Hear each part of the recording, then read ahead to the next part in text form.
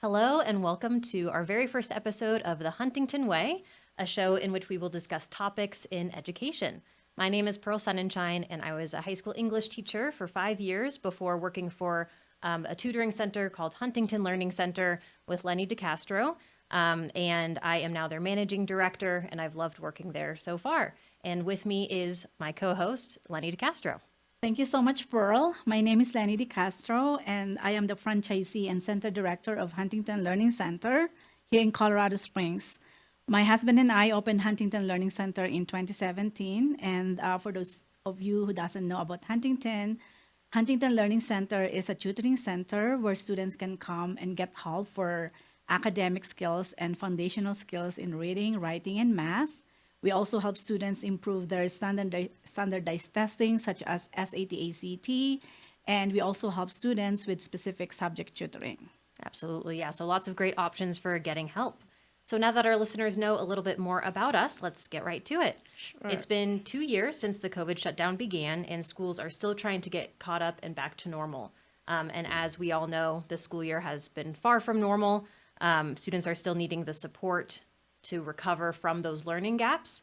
So before we dive into what each of us has experienced and seen personally, let's talk about the facts regarding COVID and what we've seen these past couple of years with standardized testing in particular. That would be great. Comparing the spring CMAS, for those people who doesn't know, CMAS stands for Colorado Measures of Academic Success. So from the scores from 2019 before the pandemic to scores from this past school year, on average, students' scores dropped 4.2% for grades 3 to 8. And the most significant drop was 8th grade math at 7.4%. That is shocking. Mm-hmm. We are so glad that we know this fact so that we can do something about it and help the children to plan and get caught up. Absolutely, yeah. And something to note about these statistics too is that participation rates for standardized testing also dropped significantly during COVID because parents were able to opt their students out of testing. So the data can tell us maybe not the whole story, but definitely giving us a good starting point for how we can get students back on track. So Lenie, from the parent perspective, I guess I'm wondering, why do these statistics even matter? The fact that standardized test scores have dropped pretty significantly, why do you as a parent care about that? Well, just like other parents, I have a son. I have a child as well, and my son is in high school right now and trying to go finish his high school. And of course, as a parent, I would like him to become better and prepared for everything, not only in school, in college, but in life. Mm-hmm. So, with this test scores getting lower, I'm gonna question myself that if there's something missing, especially with my child's education, I need to do something about it so that he can fill in the gaps and then he can be successful in school. Absolutely. Yeah. And I'm sure a lot of other parents, probably most other parents, feel the exact same way. I can also imagine for elementary age students, their parents are probably particularly concerned because in elementary school, that's when students really gain those foundational skills in order to then succeed in middle school, high school, and beyond. So not only have CMAS scores dropped, but school enrollment numbers have also declined over the past couple of years. So let's talk a little bit about that. That's right. According to the CDE, or Colorado Department of Education website, up until 2019, there has been steady increase in students' enrollment of about 1 to 1.5% each year. Then an enrollment drop of 3.3%. That is over 30,000 students from 2019 to 2020. And sure, enrollment numbers are starting to slowly increase, but we're still not quite back up to the enrollment numbers that we were seeing pre-pandemic. Yes, that's right. So the question is, what was happening with those students who were not enrolled in a brick and mortar schools? Mm-hmm. Yeah, so even though enrollment in physical schools dropped, enrollment in online learning actually grew roughly 43%. So those students were still attending school, just online. Yes, and that is good to know. Well, Pearl, you were a high school teacher before, and prior to pandemic, you were teaching, and during the pandemic, you were also teaching. And what was your experience that you can share, saying about the pandemic before and then after during the online hybrid learning? Yeah, so for teachers, but also everyone involved, there was a huge mindset shift when the COVID pandemic hit. Schools shut down, and I'm sure you experienced this with your family. Students, parents, administrators, and teachers all needed to figure out this new way of learning. And so that was definitely challenging at first. And then the first full school year during the pandemic, we were a little bit hybrid. Some days we were fully online, so students would sometimes come in person, sometimes attend classes from home. And I did notice a change in engagement levels when it came to students who were logging in through Microsoft Teams from home versus coming in person. And it's really difficult to determine student growth solely anecdotally, but also solely on those numbers that we were talking about earlier, just because there are so many different factors that go into student growth and learning. For example, last year, the 2021 school year, a lot of teachers were giving students grace when it came to not assigning as much homework or being a little bit more lenient when it came to grading. Teachers also didn't get through as much curriculum as they normally would, so that definitely plays into student learning. And another factor for that is students have different home lives. So some students may have the ability to be very successful with online and hybrid learning, while others, they will have to have resources and environment to be able to cope up and succeed through online learning. Right, absolutely. And even some schools, especially in rural areas, don't necessarily have those resources to help those families Yes. that need either internet access or laptops. Chromebooks, Right. laptop, and everything. Exactly. Yeah. And so going back a little bit to Huntington, because your business was also open during the pandemic. So can you tell me a little bit about what that was like or what you were seeing in regards to student learning at Huntington? Yeah, so ever since we opened here, we already seeing like students coming to our center to go get extra help. But during the pandemic, we've seen a lot of students getting there to get help better. And Huntington made a survey during the pandemic that about 150 Huntington Learning Center across the country, roughly there are 60% parents that were surveyed said that their student performance are better compared to previous years in school despite the pandemic.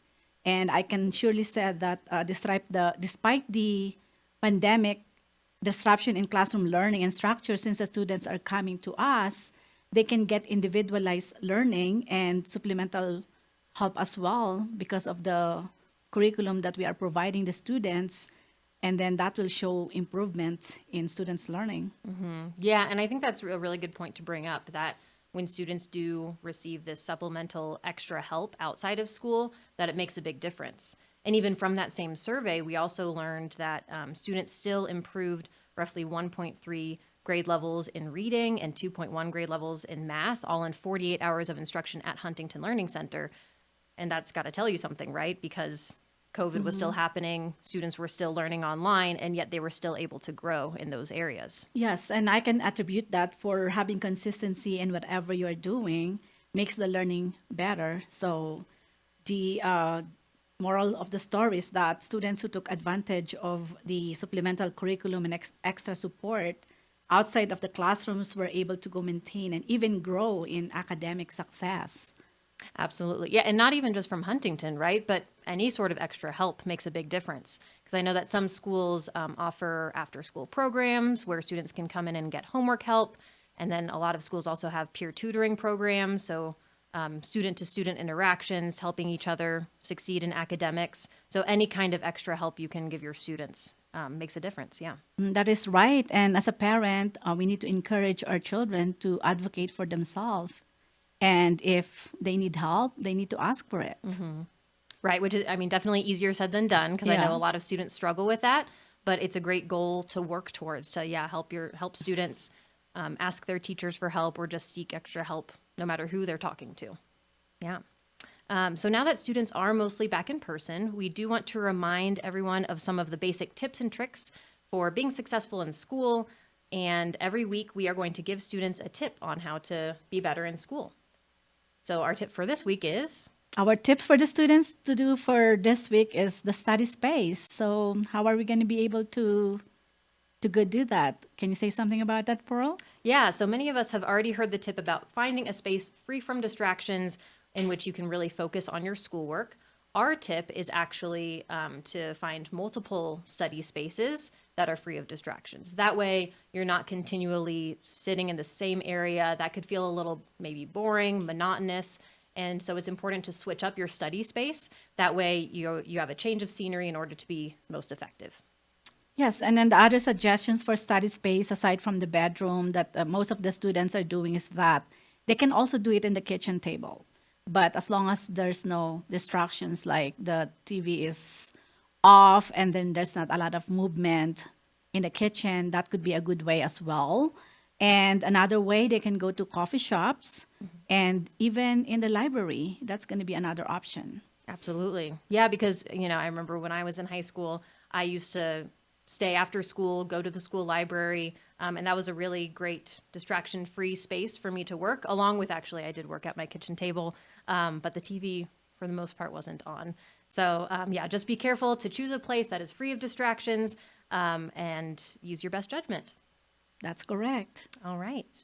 I am here with Ethan Gonzales. He is a senior at Discovery Canyon Campus High School in Colorado Springs, and I am going to ask him some questions about his experience in school during COVID, and then we're going to talk a little bit about the SAT and how he best prepared for that. So welcome, Ethan. Hi, thank you for having me. Absolutely, yeah. Can you tell our listeners a little bit about yourself? Yes, well, as mentioned, my name is Ethan Gonzales, also known as TheEthanGonzales. I am a senior currently in high school, but outside of school, I'm really into video editing and podcasting. So I create videos online on YouTube, sort of to express my creativity. You can find me at The Ethan Gonzales on YouTube. And I also have a podcast where I talk mostly about my life and giving different perspectives on things that aren't really talked about. You can find that as well by typing in The Ethan Gonzales in any podcast streaming platforms, and you'll find me there. But yeah, I've started tutoring with Huntington for about 3 months, and yeah, that's pretty much it. Awesome, yeah. Well, we're really excited to have you, and that's really cool that you have your own YouTube channel, you have a podcast. That's awesome, especially for just being in high school, right?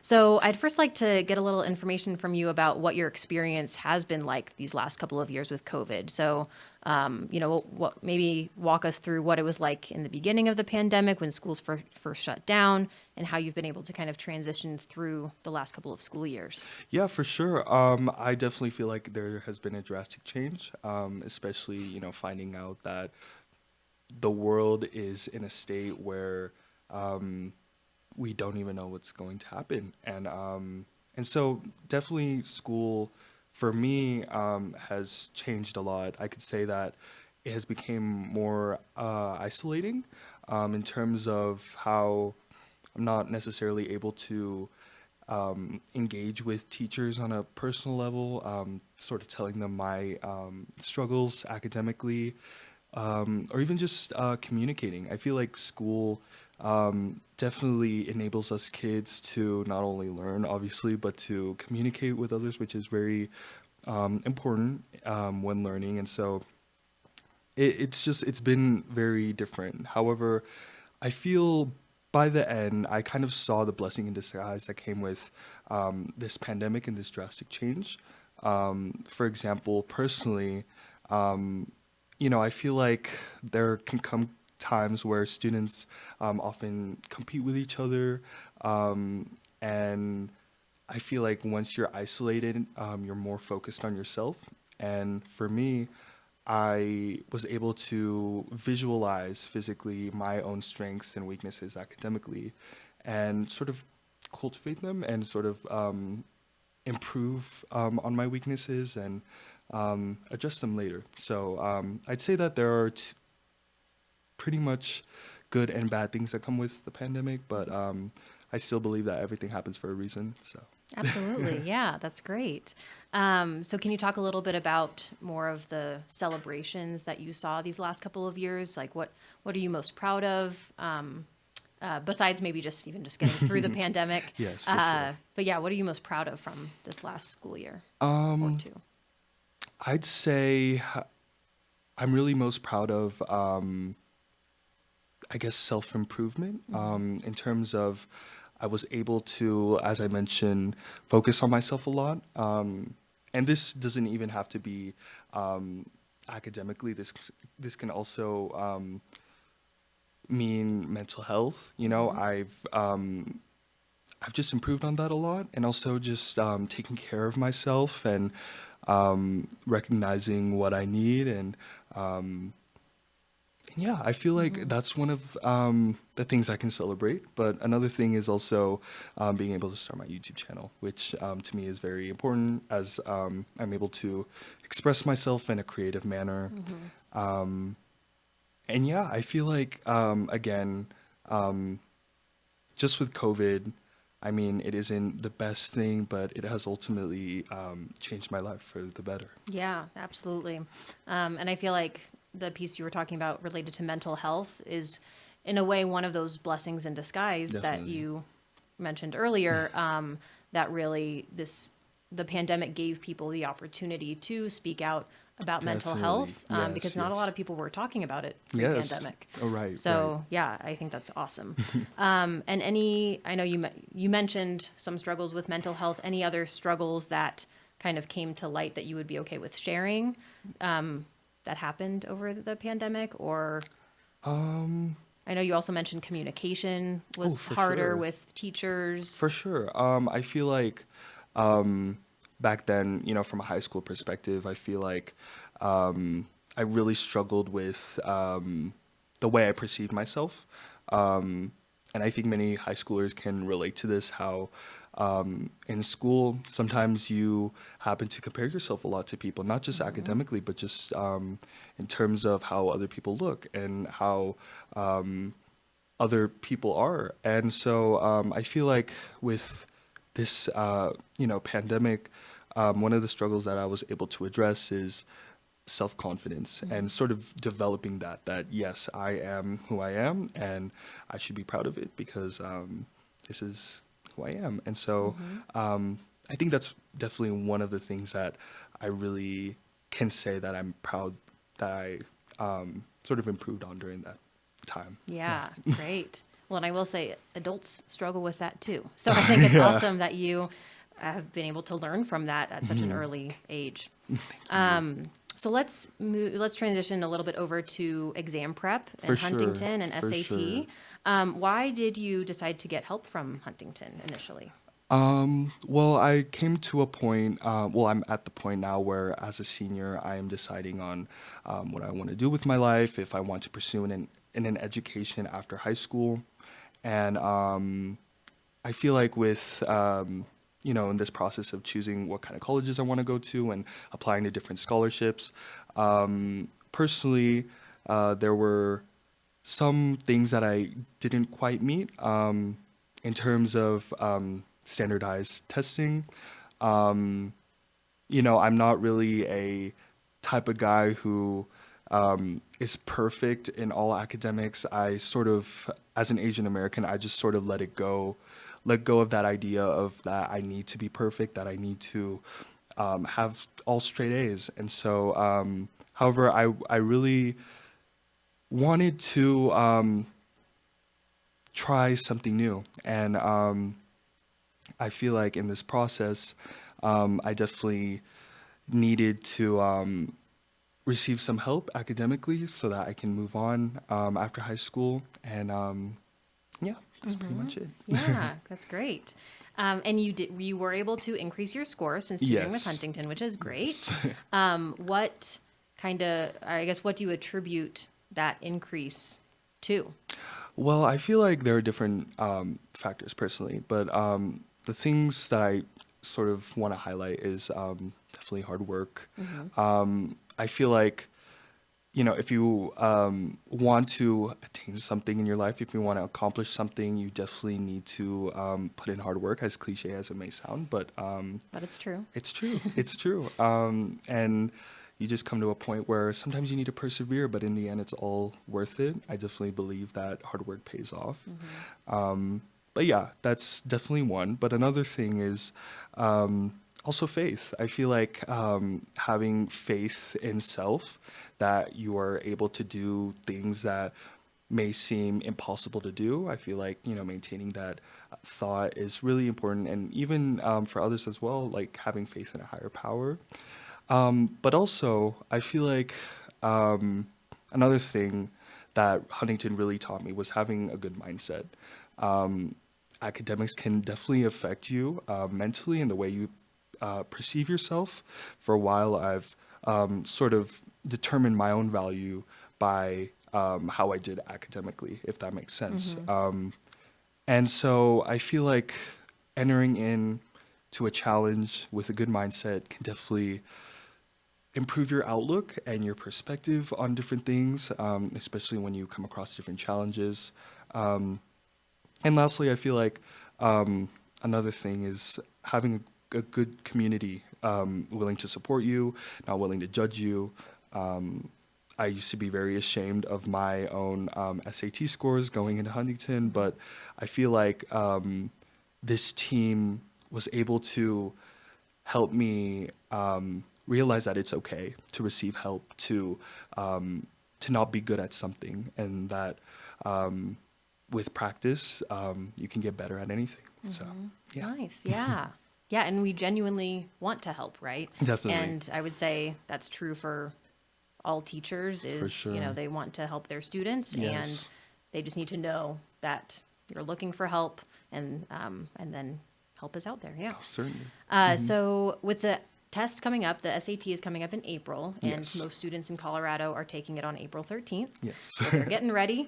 What tips and tricks do you have for students who are preparing for the SAT right now? I'd say one thing first and foremost, if you're listening to this, if you're a student here in Colorado who is anticipating the SATs, I'd say don't freak out. I feel like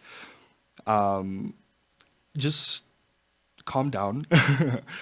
For me, I was just so scared when I took my own SATs. When really, it's nothing to worry about. Again, I feel like everything happens for a reason. So don't stress out on that. But also another thing is take care of yourself. I feel like even now I'm just really emphasizing on taking care of oneself, excuse me. And because I feel like even in my school, I see many people who sort of prioritize their, grades over everything, to where it affects their mental health and the way that they look at themselves. And I just want to say that if you're listening to this, you are awesome just the way you are, even if you aren't perfect academically. And even if you are, that's great. But even if you're not, then you are still amazing, and you could definitely contribute something to your world, essentially. And so that's another thing. But in terms of academics, I'd say that one thing is to not necessarily stress on your weaknesses, but rather acknowledge them and sort of speak out if you need to. It's always okay to get help from someone. Don't ever be ashamed to ask questions. And honestly, I feel like that's pretty much it. Yeah. Yeah. So That's great. Absolutely. Yeah. And you're going to UCCS next year, Yes, which is I super am. exciting. So, yeah, thank you so much for taking time out of your day to come here, be interviewed. I'm sure a lot of students will really benefit from hearing this information from you. thank you. All right. Well, this has been the Huntington Way. My name is Pearl Sonnenschein, and thank you for joining me this week. We look forward to seeing you next time.